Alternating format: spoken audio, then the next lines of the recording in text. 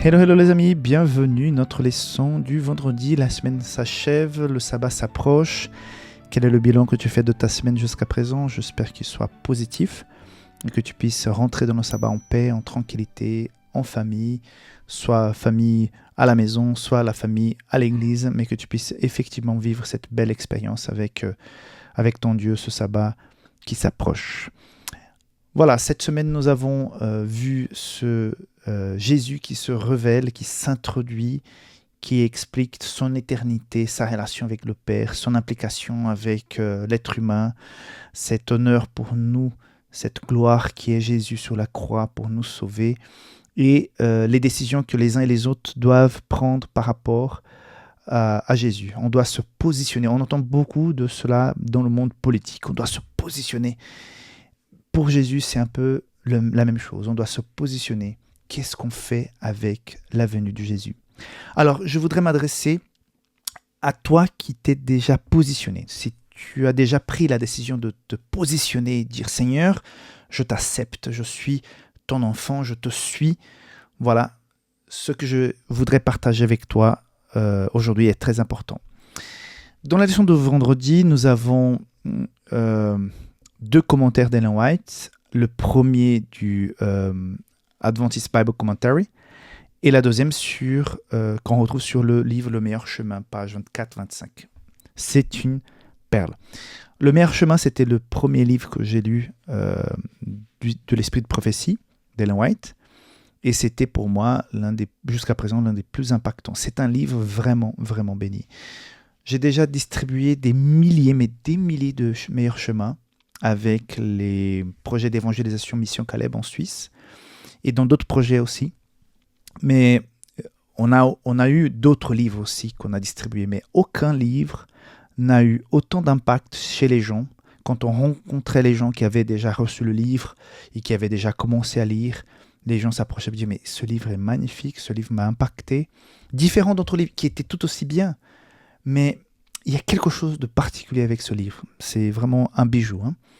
Alors, je voudrais m'attarder dans la troisième phrase de cette citation de Meilleur Chemin qui dit « Car c'est la contemplation du Fils de Dieu sur la croix du calvaire qui commence à nous révéler le mystère de la rédemption.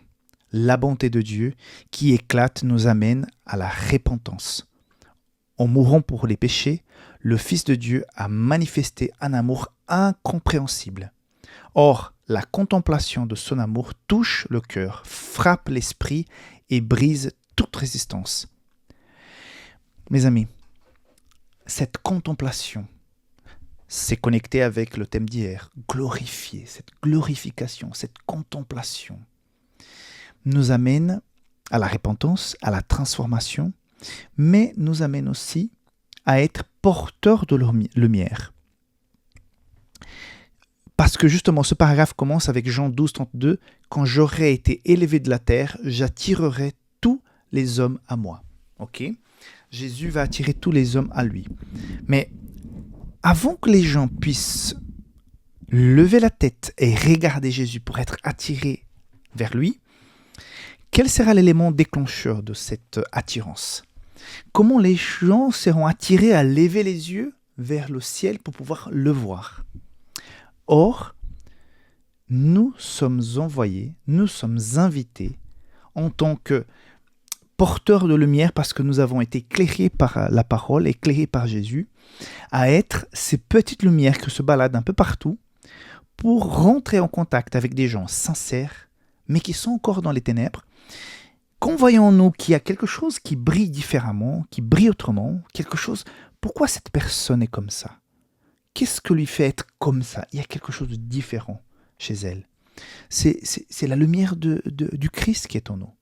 Et cette lumière va faire en sorte que ces personnes s'intéressent à vivre, à être bon, à être différent, à avoir du sens. Et quand elles découvriront que nous vivons dans la paix malgré nos fautes, nos manquements du passé, que nous envisageons un avenir de paix, de tranquillité, de vie éternelle, quand nous avons des bonnes relations interpersonnelles les uns avec les autres, parce qu'il y a d'autres valeurs qui régissent notre vie, elles vont se dire, mais j'ai envie de connaître ça. Et c'est grâce à cette lumière qui nous éclaire que nous pourrons éclairer plus ou moins le chemin, le chemin d'autres personnes pour qu'ils puissent passer par ce meilleur chemin, lever la tête et rencontrer Jésus.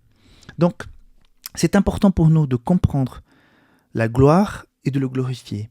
Comprendre que Jésus a été toujours là et qu'il sera toujours.